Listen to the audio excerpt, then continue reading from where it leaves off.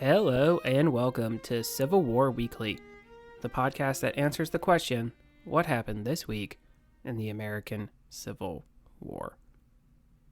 I'm your host, Tim Patrick, and this is episode 89, November 28th to December 4th, 1862. Last week, we talked about the court-martial of Fitzjohn Porter, John Pope lashing out at his scapegoat one last time.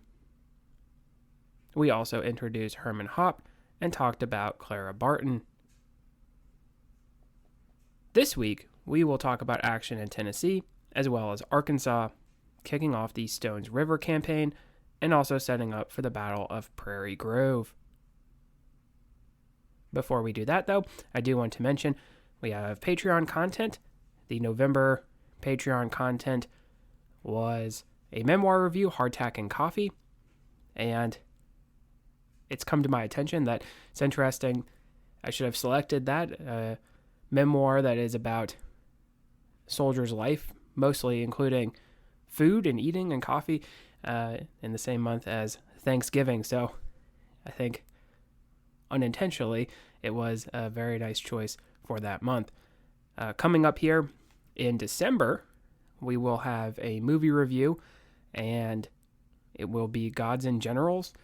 And I'm having a hard time trying to figure out how to do it. It's a very long movie. I'm not doing the director's cut, which is even longer. So maybe that will be down the road, perhaps, but just be doing the regular runtime. And I'll probably be breaking it up into two parts. And I'm going to do something a little bit different, I think, in that I'll be doing it live, watching the movie. So I'll be able to comment in real time as opposed to take some notes here. So I'll probably be a two-parter, but stay tuned for that here as we get into December. So if that sounds like something that would interest you, talking about the movie Gods and Generals and reviewing it, then the link to the Patreon is in the show description. And of course, the proceeds do go to the general upkeep of the show, and it's greatly appreciated. We need to start this week by discussing the kickoff of the first campaign by the Federal Army for Vicksburg.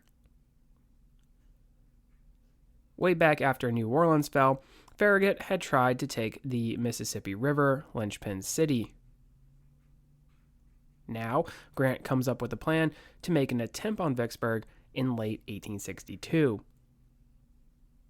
Now, this is not the Vicksburg Campaign that seals the fate of the Confederacy, or at least that is what the usual narrative says. It may surprise you to know Grant attempts to make a move on Vicksburg, but fails the first time, and it may also not be the only thing that surprises you about these campaigns. In fact, Grant is actually going to try many times and have many different attempts to get at Vicksburg. And there's a lot of trial and error and failure involved in these movements by the Army and the Navy. So it is a very long tale that finally culminates in the Vicksburg campaign that we know in 1863. For this first campaign, the plan was fairly simple. Grant had three corps commanders: Sherman, McPherson, and John McLaren. Grant would divide his forces, keeping the Confederates occupied, with Sherman heading down from the northeast along the Yazoo River. This original attempt is not going to be successful for a variety of factors that we will discuss, but Grant is not going to be deterred, and he'll try again. For our purposes here today, we should take note that the Yazoo River is one of the avenues that are laid out for getting at Vicksburg, and hopefully I'll be able to post a map to the website, and that way you can see that. But just keep that in the back of your mind that the Yazoo River is going to play a role into some of these failed campaigns and then the final campaign as well. Now, we do need to briefly talk about what the situation is on both sides prior to delving in. John C. Pemberton would be the Confederate commander, if you remember him from our talk about Secessionville outside of Charleston. Here's the problem with Pemberton. He has not commanded troops in the field. It is well documented that while Pemberton may not have been a bad organizer, he was not a good field commander, and definitely not who was needed to defend the vital city of Vicksburg. Despite his command deficiencies, Pemberton was not at a numerical disadvantage. He was actually on relatively even footing with the Federals, each army at around 43,000 men, give or take. Now, sometimes the Federals do have a numerical advantage, but it's not too far off in terms of the odds for the Confederates. Some of you might think that that's sort of surprising. A more aggressive and capable commander could have made an impact. There's an opportunity for that particular commander to be one Joseph Johnston, but the defensive-minded Johnson would stay in southern Mississippi and not roll out any kind of spoiling attacks on Grant. So the Federals had a definite advantage in terms of leadership as well as naval superiority. But not everything was hunky-dory for Grant. There was one major thorn in the side of his army, and his name was John McLaren. Now, we alluded to the Illinois politician being a problem not only for Ulysses, but also for his superior Henry Halleck. McLaren was using his political influence to effectively raise an army of new recruits from the western states. His plan was also fairly simple. It was to steal the thunder from Halleck and Grant. In a weird way, it was sort of advantageous to Grant that he was doing that because he posed a bigger threat to Halleck. He talked too much and had too many aspirations that would potentially be harmful for the career of old brains. So, Halleck would side with Grant and his attempts to rein in the free-spirited McLaren. William T. Sherman would take over troops slated for McLaren and move them in the First Vicksburg Campaign, advancing to Chickasaw Bayou, which we will talk about before the year is out.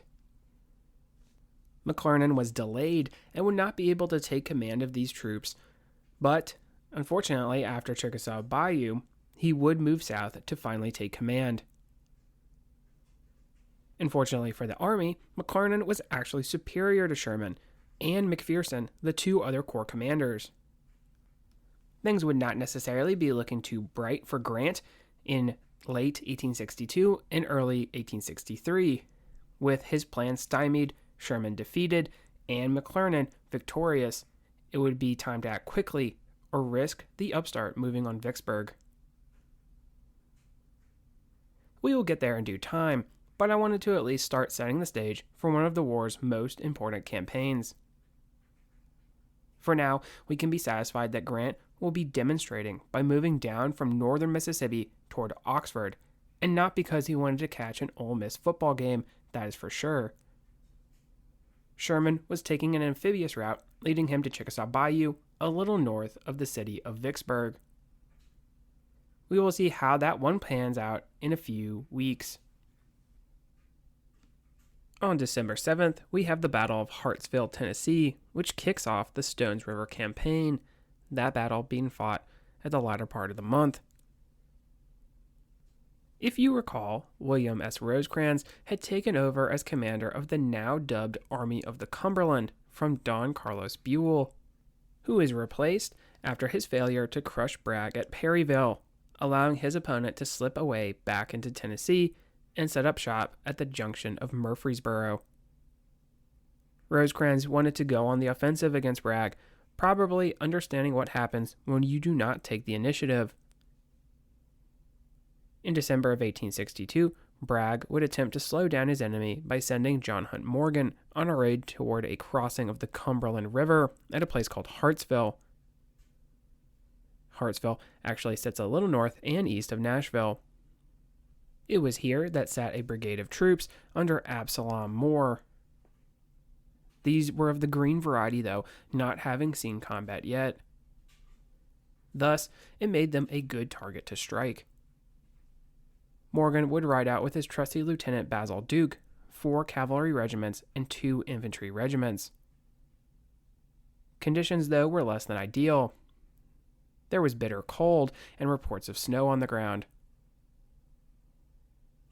Morgan would use trickery, reportedly to approach the Union camp.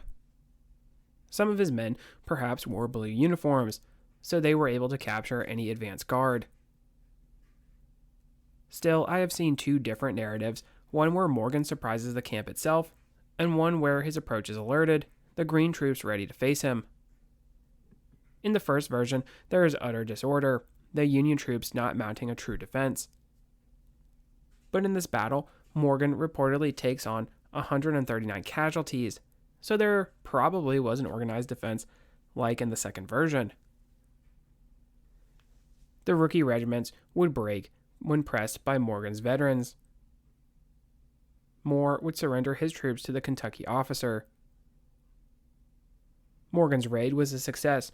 They had inflicted 58 battlefield casualties and captured over 1,000 men, maybe even closer to 2,000, some estimates say. His men were also able to capture key supplies at Hartsville, including shoes, much needed during the winter months.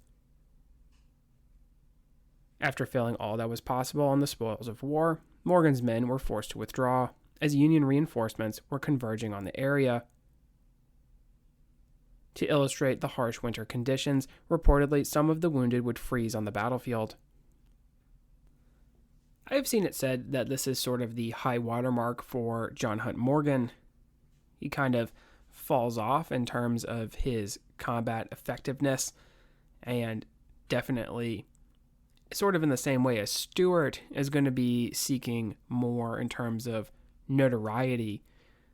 We're going to see very shortly here, early 1863, he's going to get married and be less occupied with the military affairs as he is with his new wife, and he's going to exceed his orders in terms of a raid as well. That's going to get him into a little bit of trouble, so we'll see that here next year.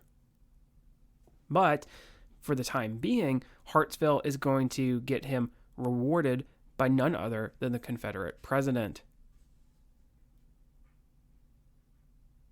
This is something else we should talk about, that Jefferson Davis made a swing out into the Western theater. It is sort of baffling when you think about it that Davis probably saw firsthand the disparity in the West, and yet he would continue to put little emphasis on giving more resources there.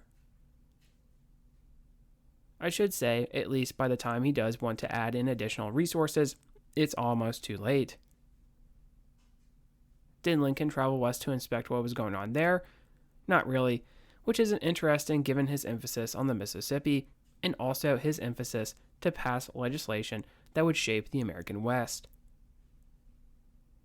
In the winter of 1862, Davis is going to have to skedaddle when Sherman begins his advance, which will culminate in the Battle of Chickasaw Bayou. He is also in Tennessee after reports of this raid, pushing for Morgan to be promoted to the rank of brigadier general. This week, I want to set up the strategic situation in Arkansas and Missouri that is going to lead into next week's episode. Next week, of course, we're going to fight the Battle of Prairie Grove. We have sort of been dancing around the details of this theater of the war, but I'm hoping to string everything together. So remember, all the way back in March, we had the Battle of Pea Ridge. Following the Confederate defeat, Earl Van Dorn leads his men out of Arkansas to join the rest of the rebels in Mississippi. When he does that, he leaves Arkansas with very little in terms of troops to defend against Union incursions. If you remember, Samuel Curtis took full advantage of this until his supply lines became too far stretched. You will also recall that Thomas Hindman was named the commander of the department. Hindman's placement was a fantastic assignment for the Confederacy. We already introduced Hindman, but we failed to mention how committed he was to the Southern cause. Working with pretty much nothing, Hindman was able to scrap together some 20,000 men and breathe new life into this region. Those who did not want to continue with Van Dorn from Price's command would move back into Hindman's department. Combine that with new recruits from Arkansas and Missouri, and this meant there was a sizable force to contend with the Union in a region that was considered relatively pacified. Guerrilla activity increased in Missouri, and there was the renewal of offensive action that we talked about when we mentioned the Battle of Newtonia not too long ago. Hindman did many good things, but his declaration of martial law rubbed many people the wrong way, so they appealed to Richmond for an alternative arrangement. Theophilus Holmes, if you remember, the deaf general from the Peninsula Campaign, would take over, working well with Hindman. Holmes would recall Hindman, though, during his offensive move, which would prove to be a major error, leaving command of this new movement to a lesser officer. Because of this, the offensive would fizzle out. Now, we can switch and check out things from the Union side. Samuel Curtis had been given command of the Department of Missouri. John Schofield, if you remember, was the field commander, a little myth that Curtis had been placed over him. A new army was created, dubbed the Army of the Frontier, which included 3 divisions. One under the already mentioned, in a previous episode, James Blunt. One under Francis Herron, who, you recall, received the Medal of Honor at Pea Ridge, and a third under Army veteran James Totten. These troops would begin to counter the Confederate thrust, if you remember the action at Old Fort Wayne. That was James Blunt being detached to deal with Samuel Cooper and thwart an attempt to swing north and attack Fort Scott in Kansas. So the Federal forces would be back into Arkansas for a time, Hindman withdrawing into the Boston Mountains. For a time in the Trans-Mississippi, both sides would be content with sitting out the winter. There were supply issues on both sides. Remember, we had already problems early in 1862. Now there was little in terms of forage. Many of the Unionists in the region had fled, abandoning their farms. In fact, there was actually a cavalry unit in the Federal Army who was serving as scouts and anti-irregulars from the state. Hindman would sit around Fort Smith. James Blunt and Francis Herron separated as well. Schofield was in St. Louis, as was the recalled James Totten. Reportedly, the Confederates were mostly in rags. Both sides were wary from hard marching leading into the winter. While the troops are just sitting there, it should be noted that both the Confederacy and the Union are going to look to reallocate some of these troops to other theaters. Schofield's Army of the Frontier was slated to give troops in the effort to seize Vicksburg. Hindman's Army of the Trans-Mississippi was slated to give men in an effort to, of course, defend Vicksburg. Theophilus Holmes would argue against the taking of his men, which did shock Jefferson Davis. You see, he tried to shuffle the pieces on the board, but Holmes was not aware of the federal plans. Both sides would keep their armies where they were as a response to the other. Sort of odd considering that neither commanding force really wanted their troops to be there. We need to talk about a few things here that we can point out. The first is that Jefferson Davis does take an active part in shuffling men around, and probably more so than he should. This is part of his big Western swing, and we're going to see in 1863 this does have an effect on the campaigns, notably the Gettysburg Campaign, of course. But we should also point out that this is kind of the strategy for Jefferson Davis, is that while they are at a numerical disadvantage, right? And it should also be noted, I think, too, that too much emphasis is put on the manpower advantage that the Federals have. There have been situations throughout military history where there have been greater odds that have succeeded against larger foes, larger deficits. So it's not like he's fighting a losing battle here, but his strategy is to take men from these other regions and shift them so that he can at least be closer to parity with the Union armies. This is something that, among others, Robert E. Lee isn't going to necessarily like. Lee is really interested in offensive action, and even though he's fighting mostly defensive battles, he does want to have that offensive capability, and if he doesn't have enough troops to do that, then it is, of course, a problem in his eyes. We're also going to see here at the end of the month, actually, that Bragg is going to lose potential men. They're going to be headed toward Vicksburg, and that's going to affect the Battle of Stones River, and he definitely could have used those men if they hadn't been reallocated elsewhere. And it should be noted also that they were not necessary to defending Vicksburg this time around. So it is unfortunate for that battle for the Confederacy, but also makes the move toward Chickasaw Bayou that much more important by Sherman, and we'll talk about that when we get to the episode.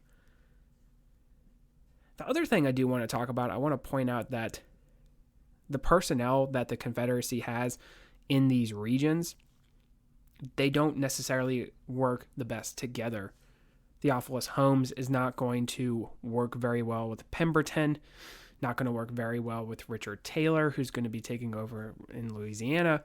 So there's not going to be a whole lot of concentrated effort to defend the various areas that are being pressured by the Union. The other interesting thing that I think we should also point out is that if you run down the roster of names of individuals, there are all these rejects from the East, right? We saw John Bankhead Magruder go to Texas.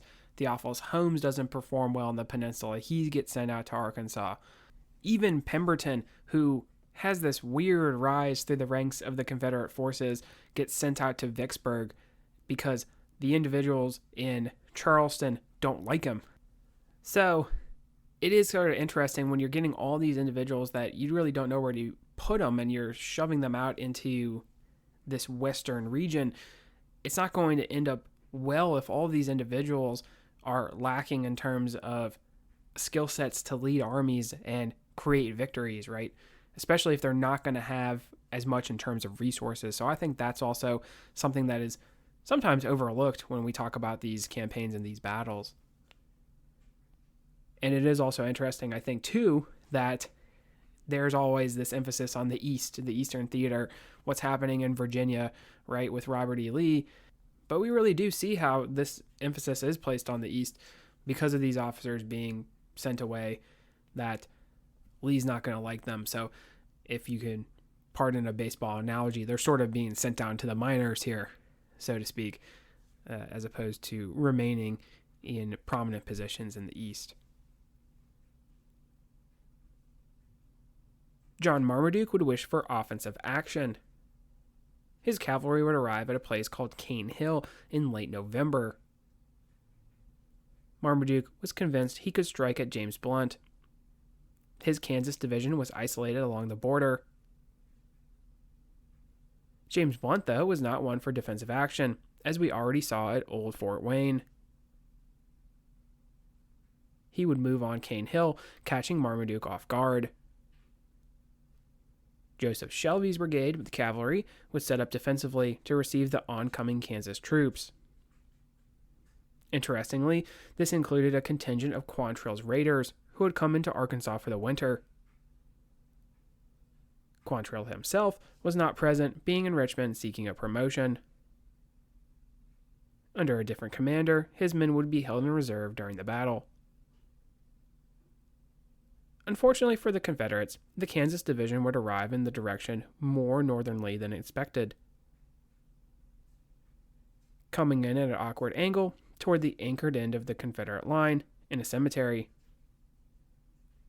Facing the pressure, Shelby's men were forced to retire after a brief artillery duel. Wanting to make sure his supply wagons were able to escape, Marmaduke set up defensively again, this time on high ground. Pursuing the enemy, the Kansans would set up once again. The superiority of Federal artillery was on display yet again, Union gunners pounding the high ground known as Reed's Mountain. After a sustained firefight, the Federals pushed the rebels from the hill. This was not enough for James Blunt, who mounted a pursuit, skirmishing with the rear guard of the Confederates. In this action, Blunt would personally lead a contingent of cavalry. Rebels would deploy to meet this threat and push back the enemy, effectively ending the Battle of Cain Hill. Both sides would suffer around 40 or so casualties, the Union claiming victory on the day, but still allowing Marmaduke to escape with his command intact. Confederate feelings toward the battle was that it had not gone great. Obviously, they didn't bag Blunt, but that was just a minor setback. We can make the connection that these Kansans, and James Blunt in particular, are not going to be well liked by the Southern troops, so there's going to be a special emphasis in terms of defeating him or capturing him, right? We see the same emphasis with other abolitionist officers, right? We have Benjamin Butler down in New Orleans who's going to have a bounty on him, and we're going to see Robert Milroy in Virginia as well have a very similar bounty as well. So this is part of the course for the Confederates. Despite not going according to plan, there would be opportunity yet again by the Southerners as a result. This skirmish will be part of the lead up to the Battle of Prairie Grove, which we will cover in detail next episode. We're going to stop there. This week we talked about the beginning of the Vicksburg Campaign. Starting the Stones River or Murfreesboro Campaign, we have John Hunt Morgan raiding along the Cumberland at Hartsville. Finally, we have the Battle of Cain Hill in Arkansas, which will set up the Battle of Prairie Grove. Speaking of the Battle of Prairie Grove, next week we will fight that battle in its entirety. If you like what you hear, please make sure to leave a review. Posted in the description should be a link to the website, as well as Patreon and Venmo information. Support for the general upkeep of the show is greatly appreciated. Feedback is welcome. Questions, comments, concerns. The email is cwweeklypod@gmail.com. Thank you all so much for listening, and have a great week.